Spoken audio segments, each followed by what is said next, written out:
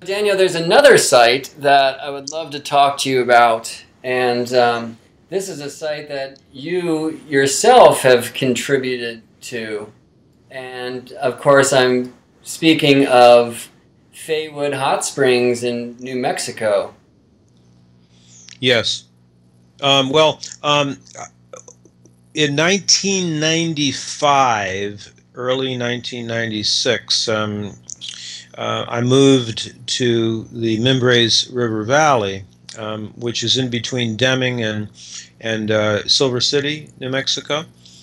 And it was during that time that I was doing the synodic cycle research and also doing a lot of hiking around the whole area. And I found that petroglyph that we were talking about regarding Fish Lake Valley, the similar petroglyph there. Anyway, when I was there, just opening up, it had been sort of closed down for 20 years, was this place called Faywood Hot Springs. Beautiful area, great hot springs, great water. But a guy that I became good friends with had bought it and was refurbishing it, opening it up again. He and I became good friends, and he shared much of the same vision regarding the night sky as me, but he was a builder. I was more of a designer. And so it turned out we both had spent time at Stonehenge back in our early formative years in the late 60s, early 70s. And he loved the idea I had of putting a stone circle up near the hot springs. And over the course of 2 or 3 years, we built my design. It was a 12 big stones and one in the middle.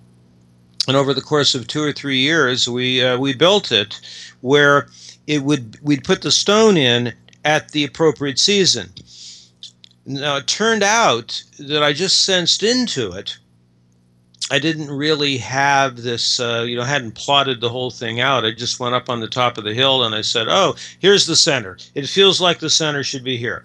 And then, so what is the first stone going to be? Well, now that we have the center stone, tonight I can certainly know where north is. So we put a stone directly underneath the North Star, and I just measured it off. Okay, it seems that it should be that amount of distance, and we can put a big stone in over there.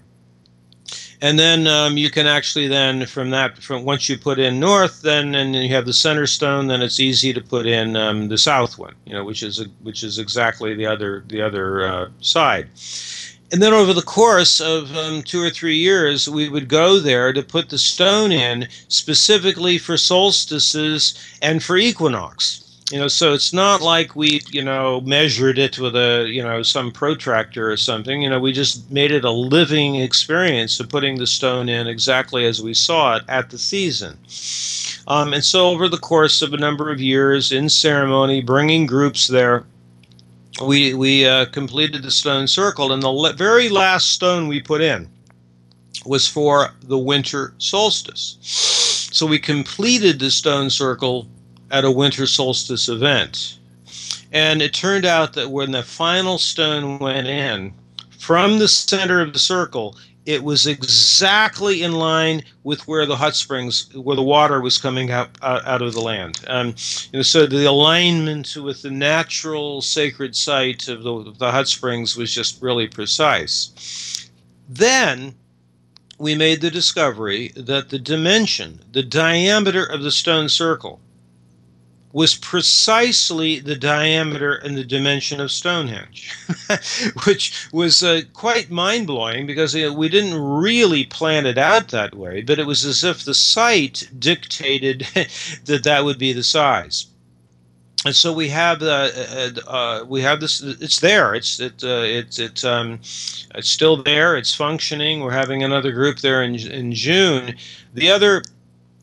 The other thing, which is, I think, quite stunning and remarkable about how we designed it, is that it's in the Scottish style in certain areas of Scotland, where you put a stone in exact harmony with the landscape behind it. So because of that, you would have the stones not all exactly the same size.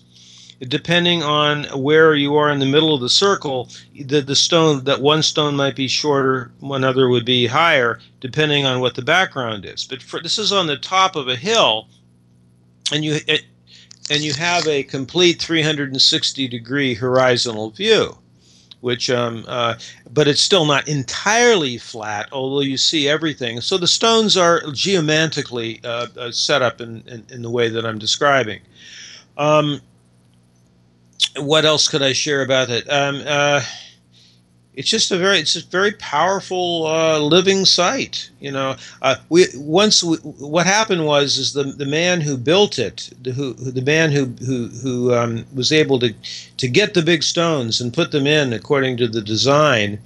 Unfortunately, right at the time he was going to let us have our school there, you know, he gave us a couple hundred acres. You know, this is where the Shamanic Astrology Mystery School is going to actually physically be located. He ended up getting a very fast-acting pancreatic cancer, and he was gone in 4 months. And then his wife sold it and left, and so it was kind of like out in the middle of nowhere, and nobody even knew the stone circle was there. I often imagined that, you know, like 100 years, 200 years from now, they would find the stone circle and say, "Geez, did you know the Native Americans did stone circles?"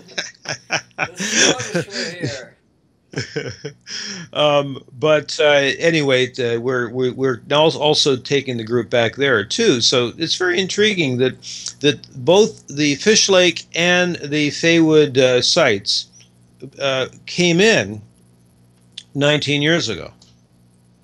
And so again, the moon brings you home. Mm-hmm. And Right.